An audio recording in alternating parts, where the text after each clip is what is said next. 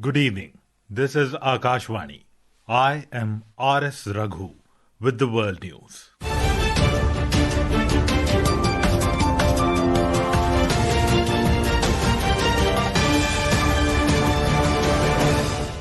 The headlines. New Delhi closely monitoring the situation in Iran. Assures all steps will be taken to ensure safety of Indian citizens. Russian President Vladimir Putin holds telephonic conversation with Israeli Prime Minister Benjamin Netanyahu to discuss situation in West Asia and developments surrounding Iran. External Affairs Minister Dr. S. Jaishankar says special strategic and global partnership between India and Japan is on an upward trajectory. South Korean court sentences former President Yoon Suk-yeol to 5 years in multiple charges. And in India Open Badminton, Lakshya Sen loses to Lin Chun-yi of Chinese Taipei in men's singles quarterfinal in New Delhi.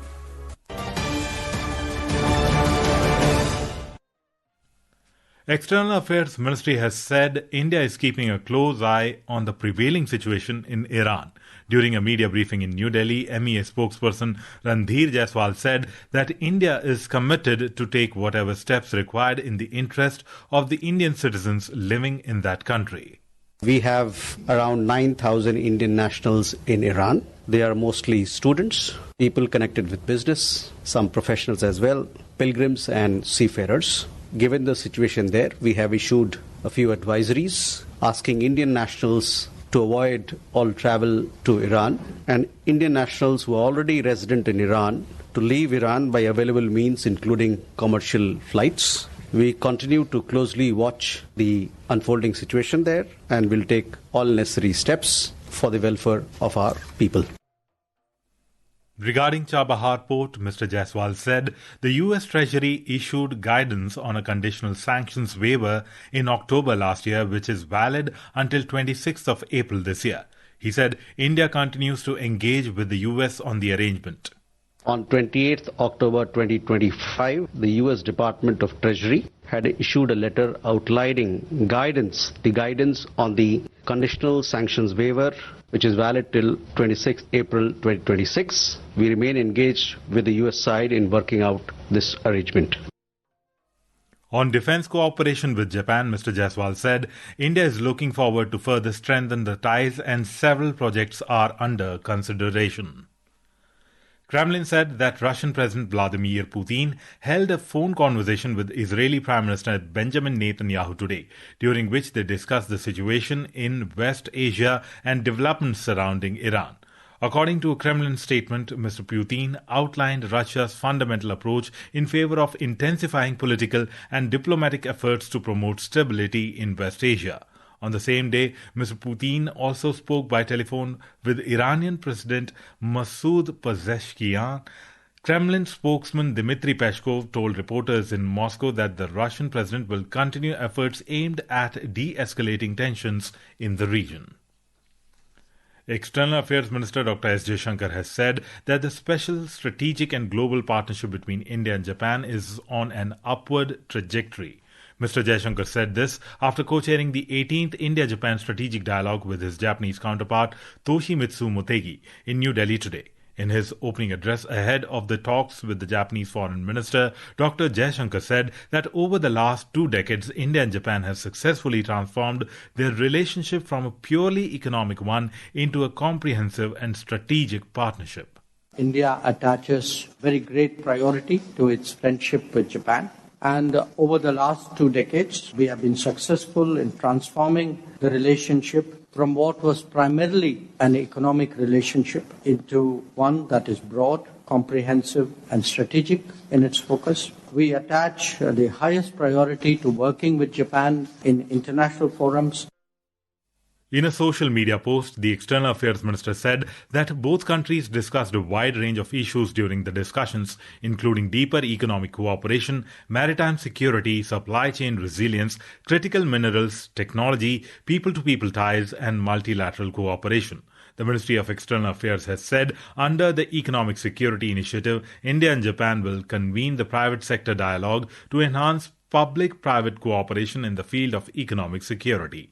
In order to give a coherent push to the engagement in AI, both sides launched the AI dialogue to be led by the foreign ministers.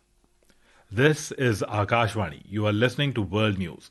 We bring you the top international news and updates from around the globe.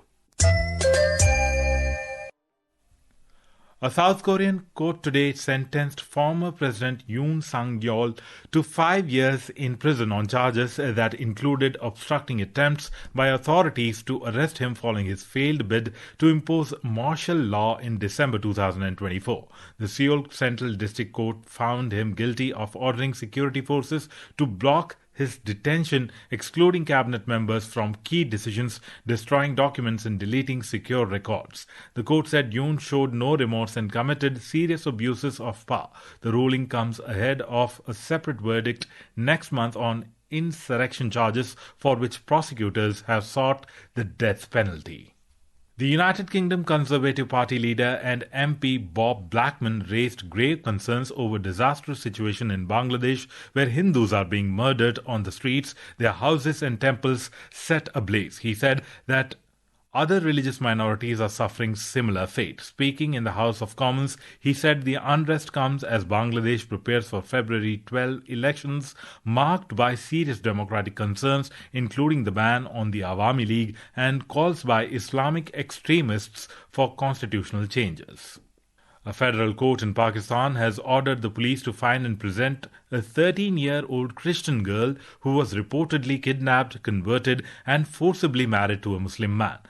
A two-judge bench of Federal Constitutional Court FCC has ordered police to present Maria Shahbaz and 30-year-old Shahryar Ahmed in court. Supreme Court attorney Rana Abdul Hamid said that Ahmed abducted Maria on June 29th last year, forcibly converted her to Islam and married her. The bench admitted the petition filed by Maria's father. Meanwhile, a report has stated that religious minorities in Pakistan face systematic discrimination and entrapment in fabricated blasphemy allegations, mob violence, targeted killings, land grabbing, forced conversions, and arbitrary detention. Russia has called the Trump administration's threats to take over Greenland extraordinary, adding it would continue monitoring the situation. Kremlin spokesman Dmitry Peskov said the situation is unusual from the standpoint of international law.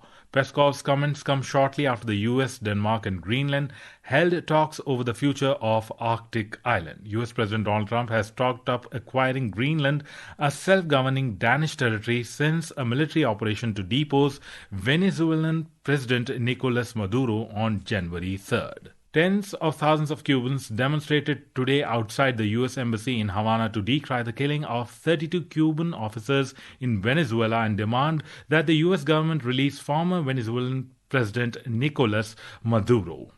In India Open badminton tournament, Lakshya Sen lost to Lin Chun-yi of Chinese Taipei in men's singles quarterfinal match 21-17, 13-21, 18-21 in New Delhi this evening. Earlier, Lakshya had defeated Japan's Kenta Nishimoto in straight games 21-19, 21-10 in a round of 16 match to reach the quarterfinals yesterday. And now, before we close, here are the highlights of the bulletin. New Delhi closely monitoring the situation in Iran, assures all steps will be taken to ensure safety of Indian citizens. Russian President Vladimir Putin holds telephonic conversation with Israeli Prime Minister Benjamin Netanyahu to discuss situation in West Asia and developments surrounding Iran.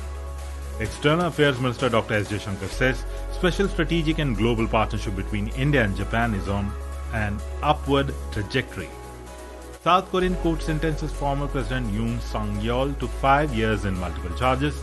And in India Open badminton, Lakshya Sen loses to Lin Chun-yi of Chinese Taipei in men's singles quarterfinal in New Delhi. That concludes tonight's World News Bulletin. For more updates, stay tuned to Akashvani. Good night.